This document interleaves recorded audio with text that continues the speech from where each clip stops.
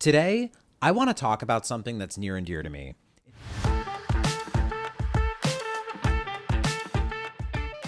In 10 years of helping families achieve the dream of homeownership, there's been one thing that's been extremely painful for me to watch. So much so that I actually made a video about it years ago.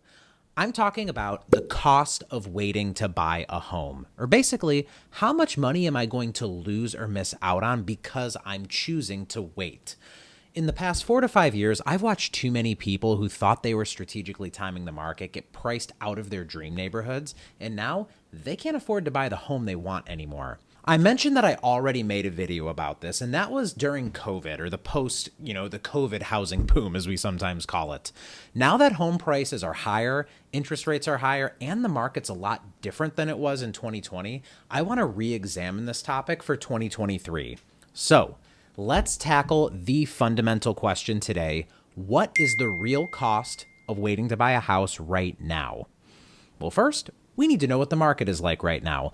While the pace of growth has slowed compared to the COVID boom of 2021 and 2022, home values still remain high, and interest rates have risen to almost 8%.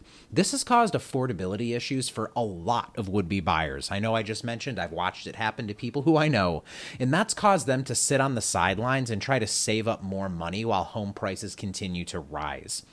This has also made inventory drop too, though, causing sellers to not put their homes on the market.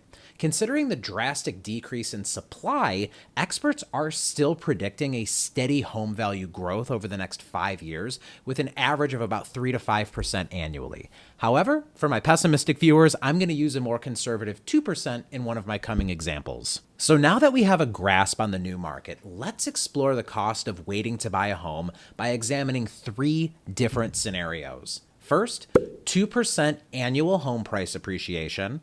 Second, 0% appreciation. And finally, a 10% decrease in home values all over a 5-year period. And this is going to be compared to renting for that same time period.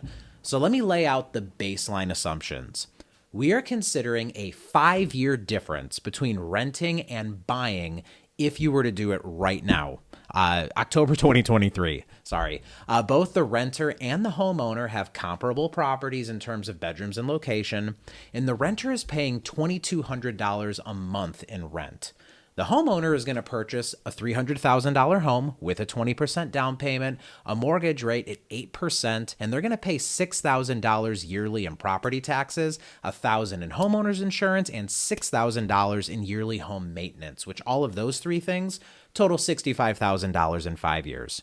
So, with that established, let's examine the net wealth of the renter and the homeowner in these 3 scenarios. First, home prices rise 2% annually. The homeowner is going to gain almost $108,000 more than the renter. Why? The home goes up to $331,000. After 5 years, the remaining mortgage balance is about $228,000, with $92,000 paid in interest, and that $65,000 we mentioned earlier in taxes, insurance, and home maintenance.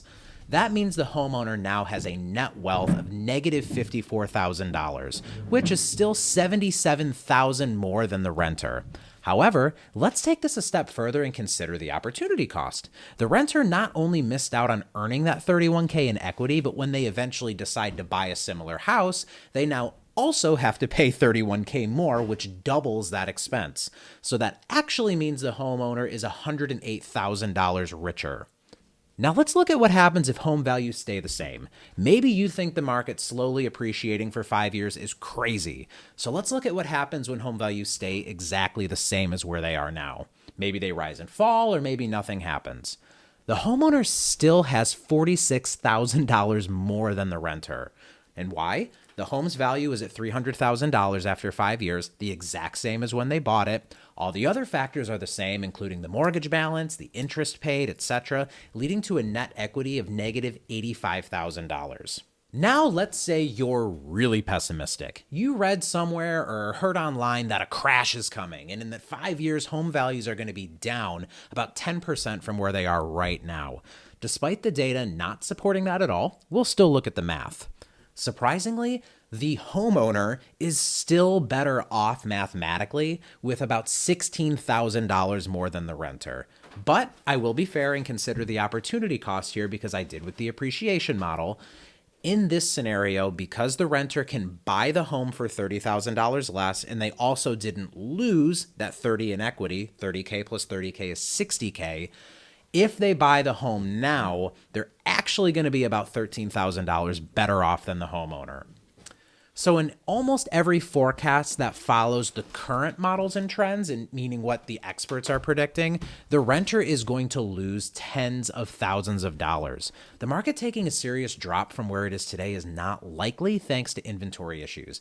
Various factors like a strong job market, a rising population of new home buyers, investors still buying existing inventory, and just the overall limited housing supply make it improbable for such a drastic drop to occur.